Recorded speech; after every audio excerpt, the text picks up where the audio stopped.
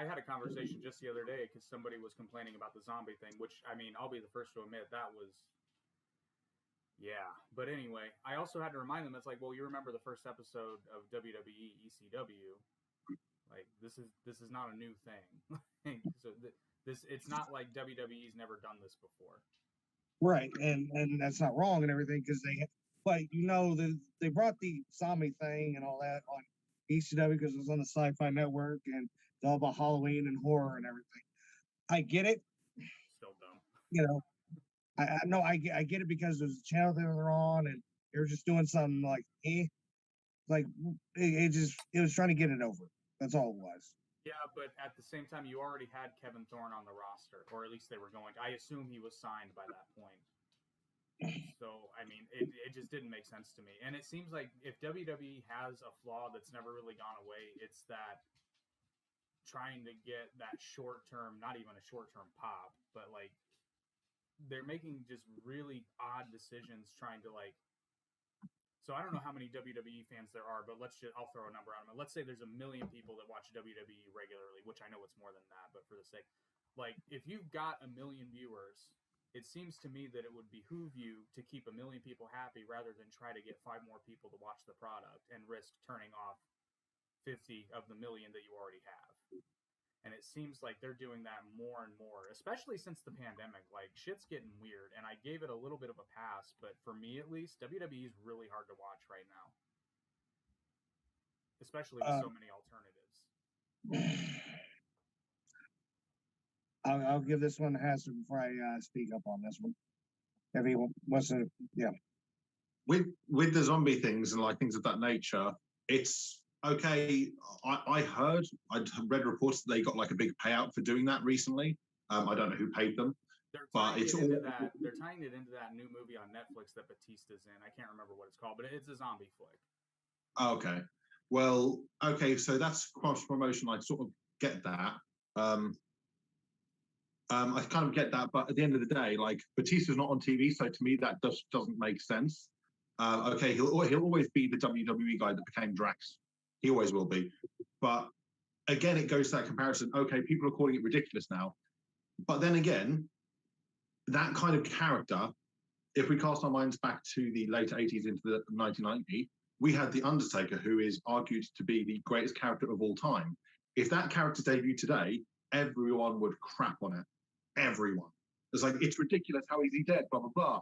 And it's like, okay, we're living in a different time here. I just think it's a case of WWE not really learning that lesson yet.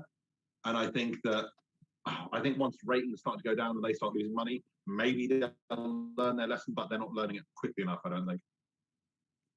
I agree with you to a point, but Undertaker's a really good example of this. So I still think the reason Taker got over the way he did is because he committed to it. Because even in that era, like, it was ridiculous, but you had a lot of those characters that just didn't last, because even though when Taker debuted, WWF was still really driving, to children. They're attracting children. They're trying to get kids to watch. But again, Taker's been around, and again, he updated the gimmick. But again, I think that because he owned it and never really deviated from it suddenly, like there was always a gradual change.